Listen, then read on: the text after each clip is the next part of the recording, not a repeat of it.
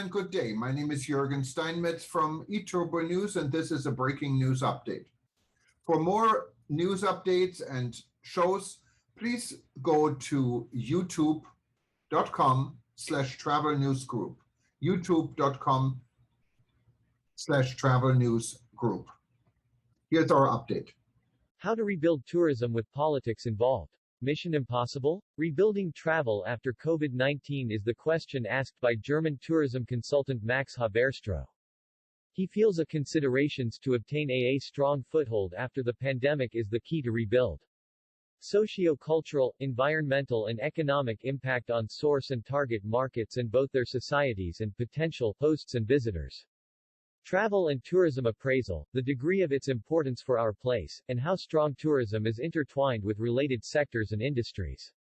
Readjustment of the political framework to boost travel and tourism as an outstanding service industry, and to benefit from tourism as a set of communication tools, in order to enhance umbrella brand and image of the place, destination in its totality as a place to live, to work, to invest, and to travel. Travel and tourism is the industry that is dedicated to making dreams come true, that spearheads people's yearnings on the way to free traveling, enjoying leisure and pleasure, sports and adventure, arts and culture, new insights and viewpoints. Are these not key properties that make human life even more worth it? Does travel and tourism, therefore, not earn a first-rank voice on local, regional, national, and global stages that defend human rights and exhort human duties? In a time of manipulation, plagiarism, fake news, populism, and virtual hate speech, tourism provides the stage for creativity, evokes the natural and the pristine, the artistic and the unique highlights of both world heritage and Disney-inspired second-hand worlds. There is no need to demonize the artificial at all, however, without neglecting the artificial. Tourism aims at the authentic, and we are aware, authenticity, i.e., the feeling of not being cheated, can also be realized in the truthful world of the artifice that is inspired by heart, and art, and therefore dedicated to the classic ideal of true, the beautiful and the good. Although fragmented into a few thousand big fish and millions of small and medium-sized SME, private firms and public institutions, travel and tourism boasts itself of being the largest industry in the world animated by ideals and committed to serve and to provide enthusing travel experiences. Moreover, tourism even regards itself as the #1 peace industry. Is this known to anyone outside the sector? Does travel and tourism come up to this noble pretension? The vision of traveling the world once incited Thomas Cook to organize the first package tour. Centuries later, the vision of traveling freely across borders turned out to be the vector that sparked off East Germany's Monday demonstrations.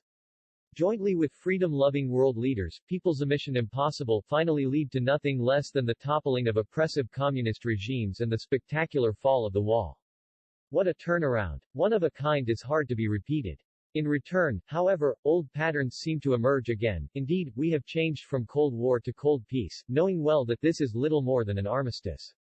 Is it that what we wanted? After the fall of the wall, chances and opportunities lay out like season's promotions, ready to be taken.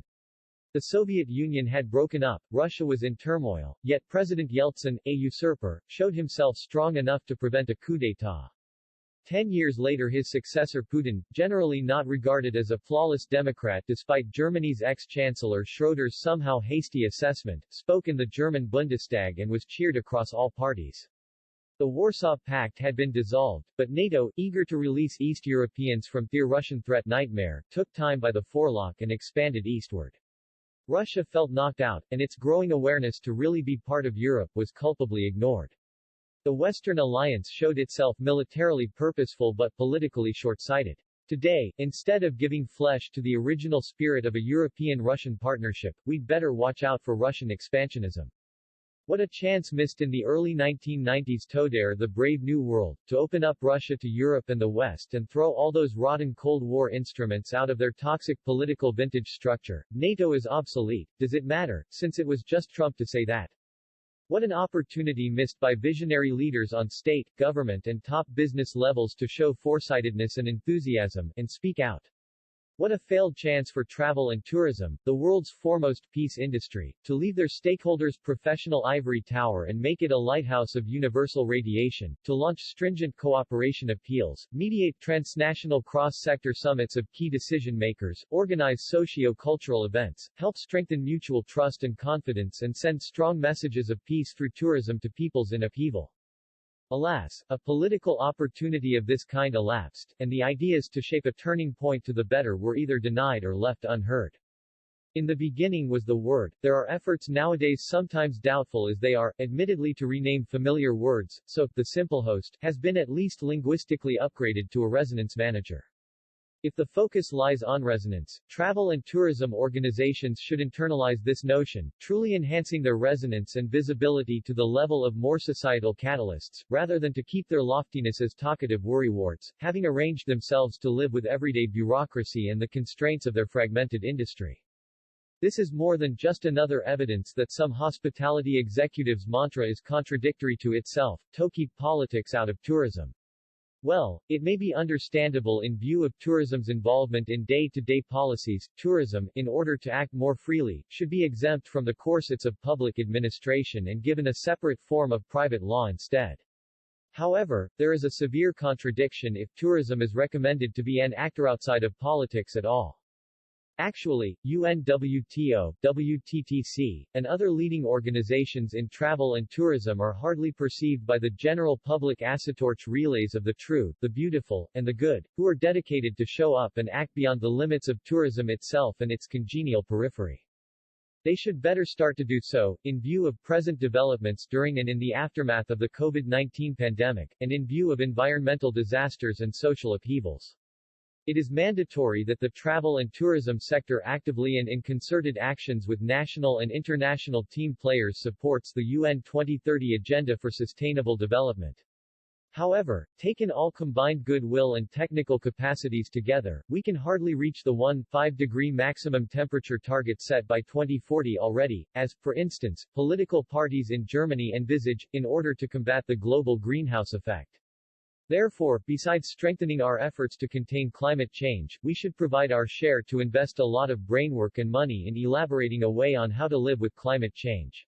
Finding solutions will be crucial to preserving freedom, social well-being, and peace.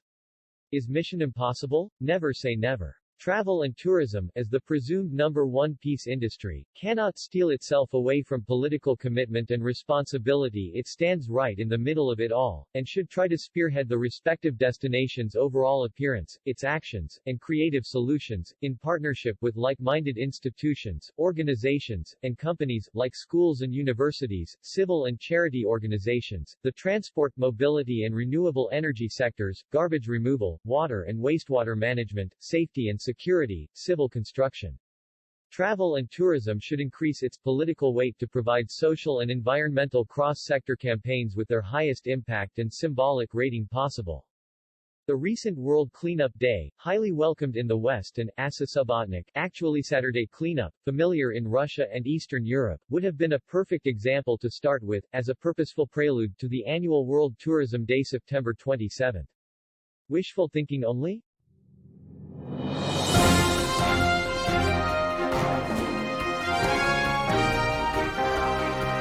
Thank you for listening to our news update. There's more on youtube.com/travel news group, or you can read us, of course, in going to our news portal at eTurboNews.com or travelnews.online.